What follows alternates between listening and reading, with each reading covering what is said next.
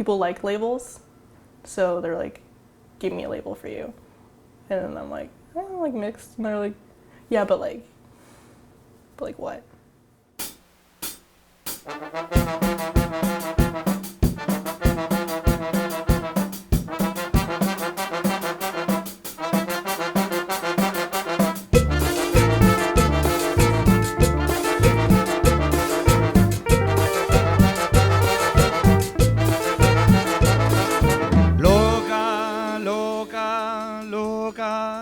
Te volviste loca y paraste frente a mí, que te habías enamorado hace unos años sin decir. My dad actually became a refugee because he was thrown into the back of a van by some government, you know. There was like weird, like, because it's a very violent country, Honduras. So there's a lot of like political interference. So he was thrown into the back of a van and told that if he kept trying to help people get their papers to vote, they would kill him and his family. When I was like a kid, like my mom had all of like my dad's stuff still in like a little box. And I was like looking through it one day because I was like, I miss my dad. And I came across it and I was like, I know this handwriting, like this is my dad's handwriting. And I like looked through it and I was like, whoa, like this is his like letter, like it's a statement of intent for like entering the country. And like he'd written it all out and it was like, my mom had never mentioned it, my dad never talked about it. So like everything kind of feels like a secret. And like, I don't know how to access any of it. And so like finding that place, like I don't know how to access. Like it's like there's a door somewhere, there's a key somewhere else, and I don't know where to start.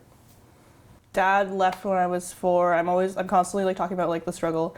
Because it's just like, I'm like, yeah, I grew up poor, like didn't have a lot of like money, and they're like, oh yeah, like it's hard when like your family is like immigrated and stuff. And I'm like, oh no, like it's just because my mom like had severe mental health issues. Apparently, my mom taught Spanish at some point in her life, and I think that's why she was so involved with the Latino community. But my dad never taught me Spanish. My mom never taught me German or like any other language. Like I tried to do French in like the 6th grade, and I was so much out of school because of my mom's mental health issues. Like I would stay home with her or go out with her if she was being like having an episode. But yeah, I just didn't pick up any languages, and then French was just like so confusing for me, and it felt so like invasive and like foreign, and I was like, I understand English fine. Why am I learning like French? Like this is totally irrelevant to me. I tried learning Spanish in high school and I got actually an award for like 11th grade Spanish, I think. I tried to reach out to my dad like using a little bit of that Spanish, and like when I did reach out to him, he couldn't understand me.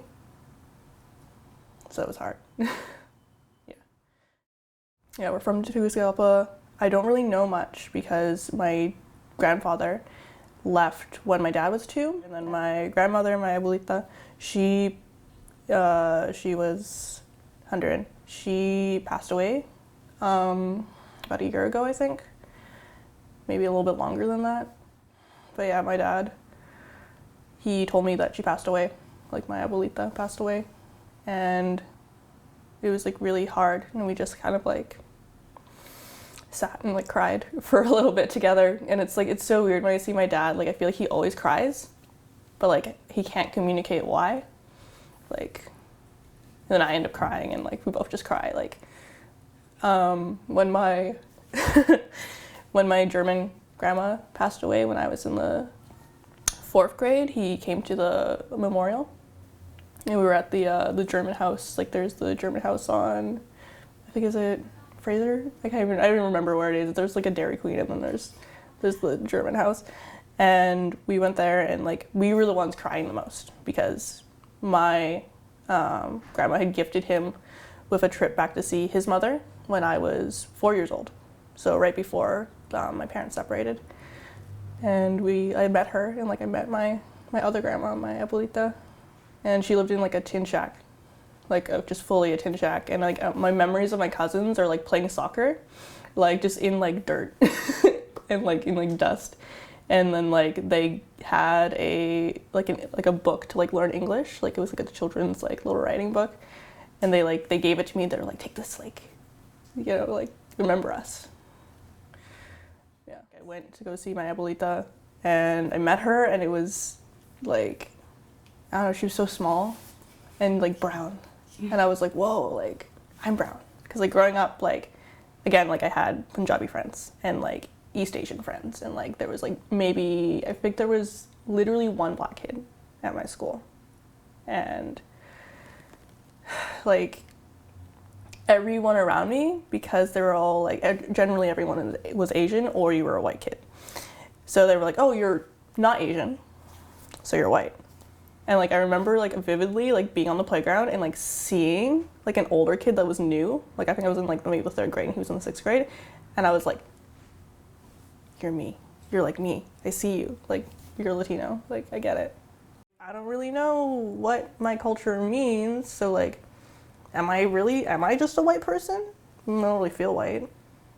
Okay, well, am I Latinx? Yeah, but like I don't know Spanish, I don't like eat pupusas like every couple of months because like it's comforting, but I don't really, no one grew up making them for me, so it's weird to just like again like not know where I am and where I stand. If I'm with a bunch of white kids, I'm like, okay, like so I'm the other one still, and then if I'm with a bunch of kids of color, I feel more comfortable, but then I'm like, am I intruding now? Like, am I allowed to take up the space? Like, it's a question in my mind because like everyone has forced these identities onto me my whole life, and I'm like, okay, like is this allowed? Like, am I allowed to be myself? Like, and it's hard to like navigate like these like kind of new like modern concepts of like racism and anti-racism and like what those things mean. I don't know, it's always just been weird for me because I don't know how much space to take up. Like it feels like, okay, like you're putting me in a box, but like I don't want to be in this box, so do I just go to a different box now, or can I exist outside the box? I get a lot of like, oh, so like you're Indigenous? Like you're First Nations, right? And I'm like, no, I have family, like my cousins like on the German side, like they married, you know, like there's that, so like not me, but yeah, I have Indigenous family. Like, okay, like what, European, like Southern European? And I'm like, on the colonial side, like, yeah, there's history there, and they're like, like, and they'll just like guess everything under the sun, and then they're like, I've gotten like Chinese before, and I'm like, my partner's mom would be very happy to find out I'm Chinese as well, but that's not the case. Yeah, people are generally just like, they play it, it's like a game to them. It's really weird. People treat it like a game, and I'm like, it's not a game to me. Like, this is my life. And also, like, don't be weird. Like, you can ask. Like, it's okay. Like, if you're, like, we live in a multicultural society, and, like, be like, hey, are you comfortable with, like, discussing, like, your racial heritage with me?